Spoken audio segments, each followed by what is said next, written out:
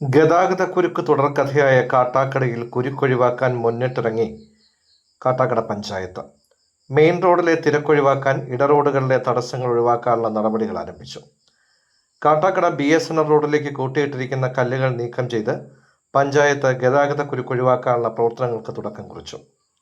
ഇതുപോലെ മുഴുവൻ ഇടറോഡുകളിലെയും തടസ്സങ്ങൾ നീക്കും. കാട്ടാക്കട ടൗണിൽ പാർക്കിംഗ് നിയന്ത്രണവും ഏർപ്പെടുത്തും. ട്രേഡ് യൂണിയനുകളുമായും പോലീസുമായും വിദ്യാലയങ്ങളുമായും ഒരു ചർച്ച കൂടി നടത്തും. കാട്ടാക്കട ജംഗ്ഷനിൽ വ്യാപാര സ്ഥാപനങ്ങൾക്ക് മുന്നിൽ വാഹനങ്ങൾ നിർത്തിയിട്ട് മണിക്കൂറുകൾക്ക് ശേഷം തിരിച്ചെടുക്കുന്ന പ്രവണത ഇനി നടക്കില്ല. ഇവർ പിഴയൊടുക്കേണ്ടി വരും. കാട്ടാക്കടയിൽ ചേർന്ന സർവകക്ഷി യോഗത്തിൻ്റെതാണ് തീരുമാനം. ഗതാഗത തടസ്സം മാറ്റി കാട്ടാക്കടയിൽ ഗതാഗതം സുഗമമാക്കുമെന്നും ഇതിനായുള്ള പ്രവർത്തനങ്ങൾ തുടരുമെന്നും പഞ്ചായത്ത് പ്രസിഡന്റ് VJ സുനിത അറിയിച്ചു.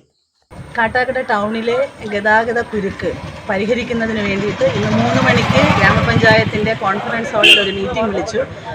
എല്ലാ രാഷ്ട്രീയ പാർട്ടിയുടെ പ്രതിനിധികൾ, വ്യാപാരി വ്യവസായ പ്രതിനിധികൾ, മോട്ടോർ സർവീസ് സംഘടനകളുടെ നേതാക്കൾ, ജനപ്രതിനിധികൾ എല്ലാവരും ചേർന്നുമാണ് ആ ഒരു യോഗം ചേർന്നത്.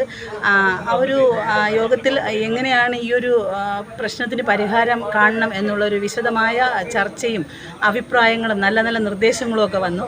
അപ്പോൾ നിലവിൽ കാട്ടാക്കടയുടെ ഗതാഗത കുരുക്കിന് ശാശ്വതമായ പരിഹാരം കാണണമെങ്കിൽ ടൗൺ വികസനം എന്ന ഒരു പ്രോസസ്സ് പൂർത്തിയാക്കണം. അപ്പോൾ അതിന് മുമ്പായിട്ട് ഒരു താൽക്കാലികമായ ഒരു പരിഹാരം എന്ത് ചെയ്യാൻ കഴിയുമെന്നാണ് ഞങ്ങൾ കൂടി ആലോചിച്ചത്. അതിൻ്റെ ഭാഗമായിട്ട് കുറച്ചധികം കാര്യങ്ങൾ ഇന്ന് ചർച്ചയിലും അഭിപ്രായങ്ങളിലും വന്നിരുന്നു.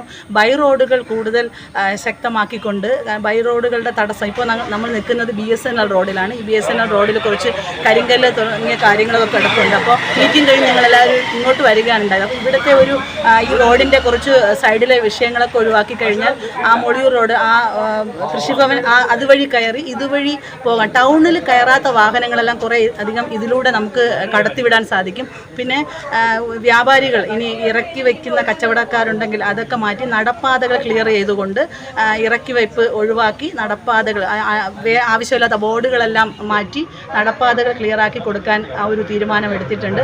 പിന്നെ അതുപോലെ തന്നെ ചിന്മയ പോലുള്ള 1-2 സ്കൂളുകൾ, പിന്നെ ഈ ടൗണിലൂടെ പോകുന്ന സ്കൂൾ ബസ്സുകൾ, ടൗണിലൂടെ പോകുന്ന ആ സ്കൂളുകളുടെ ഒരു പ്രത്യേക യോഗം തൊട്ടടുത്ത ദിവസം വിളിക്കാൻ തീരുമാനിച്ചു. അവരുടെ റൂട്ട് മാപ്പ് എടുത്തുകൊണ്ട് അവരെ ഏതുവഴി ക്രമീകരിക്കാൻ കഴിയും എന്നൊരു ആലോചന ഇട്ടിട്ടുണ്ട്.